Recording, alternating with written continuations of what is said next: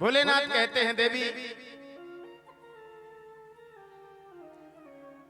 ध्यान करो, एक बार हमने तुम्हें कथा सुनाने के लिए ले गए थे, हैं? एक बार त्रेता जुग माही शंभु गए कुंभज ऋषि पाही। हम तुम्हें ले गए थे, लेकिन उस समय तुमने वो कथा नहीं सुनी। उसी का तो प्रभाव है, वही तो हमारी कथा थी जो हमने सुनी और आपने नहीं सुनी। आपने तो उल्टा शक और किया, उल्टा परीक्षा लेने के लिए चलेंगे। मेरे प्रभु की परीक्षा आपने ली, ये गलती आप करती हैं और दोष हमें दे रही हो कि हम आपसे कपट करते हैं। हमने तो आपको सुनाई थी, लेकिन आपने नहीं सुनी, तो हम क्या करें? हम तो ले गए थे आपको। तो आज हाथ जोड़े पार्वती जी बैठी हैं, कहने लगी भोलेनाथ क्षमा करें। उस समय मैं सती रूप में थी और सती रूप में मुझे इतना बोध नहीं था भगवान, लेकिन अब आज मैं पर्वतराज हिमालय की बेटी हूँ, हिमाचल की बेटी हूँ, और मुझे माता पिता ने ऐसे संस्कार दिए हैं कि अब मैं सुन, आप कृपा करके मुझे सुनाइए। तो भोलेनाथ कहने लगे देवी तुम्हारे अलावा कोई ना सुन ले कथा। उन्होंने क्या किया, यहाँ नहीं, कथा कहाँ होगी, बात चर्चा कहाँ हो रही है? कैलाश पर्वत पर। तो भोलेनाथ जी कथा सुनाने कहाँ पहुंचे? अमरकंटक, अमरनाथ पर्वत पर। वहां कोई जीव जंतु कुछ नहीं रहता अमरनाथ पर। ये उस समय की बात है जब, आज तो अमरनाथ हम लोग जाने लगे, खूब दर्शन करते हैं, पहुंचते हैं। हमारी सरकार खूब व्यवस्थाएं कर रही है अमरनाथ जाने वालों के लिए, आर्मी की व्यवस्था है, उधर भी पूरी सेवा हो रही है, हम लोग दर्शन करते हैं अमरनाथ। उस समय की बात है जब अमरनाथ बहुत मुश्किल से कोई जा पाता था और कोई जाता ही नहीं था। वहां तक तो जाता ही नहीं था जहां वो शिव जी की पिंडी बनती है, वहां तक तो कोई जाता ही नहीं था। उसी पर्वत पर भोलेनाथ पहुंचे पार्वती जी को लेके। प्रलयंकारी डमरू बजाया भोलेनाथ ने, सारे जीव जितने भी जीव जंतु थे सारे पलायन कर गए, अब कोई नहीं बचा, खाली पार्वती जी और भोलेनाथ। हाँ, एक तोते का अंडा जरूर पड़ा था एक वृक्ष के नीचे और विगलित अवस्था में था वो।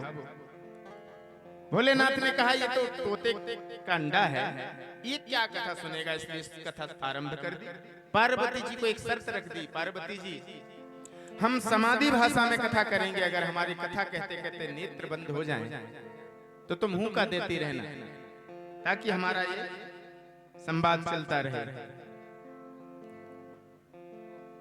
तो पार्वती जी ने कहा जी स्वामी जी मैं हुक्का भरूंगी, मैं पूरी कथा सुनूंगी, आप कथा सुनाइए। पार्वती जी कथा सुनने लगी, भोलेनाथ जी कथा श्रवण कराने लगे। कथा करते करते सुनाते सुनाते अब इतने में क्या हुआ, वो विगलित अंडे का जो बच्चा था वो बाहर निकल आया। बाहर निकला, चारों तरफ बच्चे ने देखा, तोते के बालक ने देखा कोई नहीं है, तो थोड़ा थोड़ा और बड़ा हुआ तो उसी एक छोटा सा वृक्ष था, उसी की डाली पर जाके बैठ गए और कथा सुन रहे। भोलेनाथ कथा कह रहे हैं, नेत्र बंद हैं, पार्वती जी हुक्का दे रही हैं। नवम स्कंद तक कथा पहुंची। नवम स्कंद के बाद जैसे ही 10वां स्कंद लगा भागवत जी का, तो पार्वती जी भी सो गई, नेत्र बंद। ये कथा का प्रभाव होता है। हमने एक दिन और बताया था, डल्लप के गद्दे पर ऐसी कमरे में अच्छे से पलंग पर जो नींद नहीं आती, जो कथा में बैठे बैठे फर्श पर आ जाती है, और ऐसी मीठी नींद आती है महाराज, बहुत प्यारी नींद आती है। ये कथा का प्रभाव होता है। तो पार्वती जी भी सो गई। अब उस तोते के बालक ने सोचा कि अगर ये हुक्का बंद हो जाएगा तो शायद कथा भी बंद हो सकती है। पार्वती जी की जगह और कथा बंद हो गई तो मेरी कथा अधूरी रह जाएगी। देखिए जिज्ञासा कितनी बड़ी चीज होती है। उसने सोचा कि कथा बंद हो जाएगी तो मेरी कथा अधूरी रह जाएगी। तोते का बालक, तोता की विशेषता होती है, उसको जो सिखा दिया जाए, जो वो शुरू से बचपन से सीख ले, वही बोलने लगता है, वही बोलने लगता है। अब ये जन्म जैसे ही इसने लिया और जन्म के साथ ही सामने कथा चल रही, कथा सुन रहा है, सारी कथा हृदय में भरी भरी। और इसने सोचा कि अगर हुंका नहीं भरूंगा तो कथा बंद हो जाएगी, तो स्वयं हुंका भरने लगा। और जैसे ही कथा पूर्ण हुई, भोलेनाथ ने जय का नारा लगाया, बोले वृंदावन बिहारी लाल की। जैसे ही जयकारा नारा लगाया तो घबरा कर पार्वती जी की नींद खुली। कहने लगी तो हाँ भोलेनाथ। फिर उद्धव जी ने भगवान कृष्ण को क्या बोला, क्या कहा? अरे बोले देवी कथा तो पूरी हो गई और तुम तो ये दसम स्कंद की बात कर रही हो, क्या सो रही थी? पार्वती जी कहने लगी भोलेनाथ क्षमा करें, मुझे भी नींद ने ग्रस लिया था, मुझे भी नींद आ गई थी, क्षमा करें, सो गई मैं। तो फिर ये बोले हुंका कौन भर रहा था? कथा तो पूरी चली और हमको पता चला है कि कोई हुंका भर रहा है, उसी भाषा में भर रहा है। भोलेनाथ ने देखा एक छोटा सा बालक तोते का बैठा है और बोल रहा है। भोलेनाथ ने उठाया त्रिशूल, इसने तो अमर कथा सुन ली, ये तो अमर हो गया।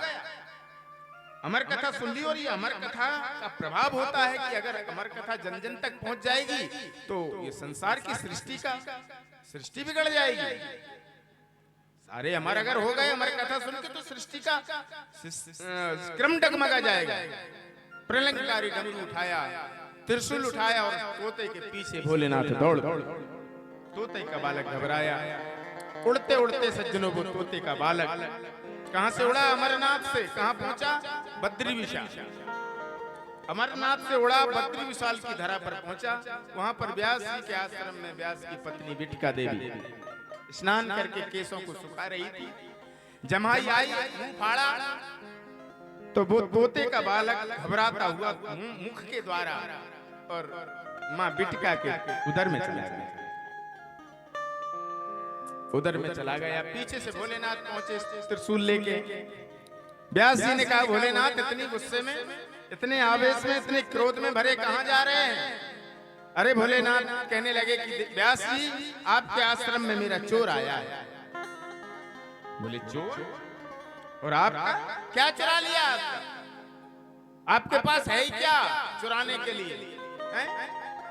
कैलाश पर रहते हैं, कोई साधन तुम्हारे है ही नहीं, कुछ आश्रम है नहीं, मंदिर है नहीं, तुम्हारा कुछ नहीं है, क्या चुरा लिया तुम्हारा? कहने लगे कि अमर कथा चुरा ली मेरी। अमर कथा? बोले हाँ। तो बोले तुम काय के लिए आए हो? बोले मैं उसको मारने आया हूं त्रिशूल से। व्यास जी हंसने लगे, भोलेनाथ हैं आप जैसा ज्ञानी ऐसी बातें कर रहा है?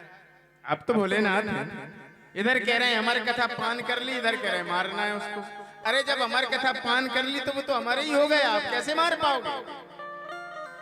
भोलेनाथ कहने लगा रे व्यास जी ये तो हम भूले ही। त्रिशूल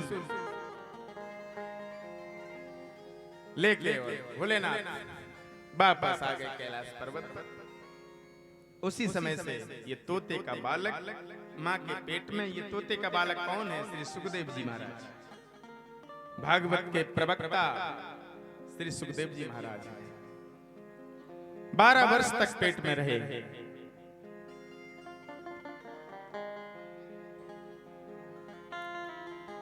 एक दिन व्यास जी महाराज कहने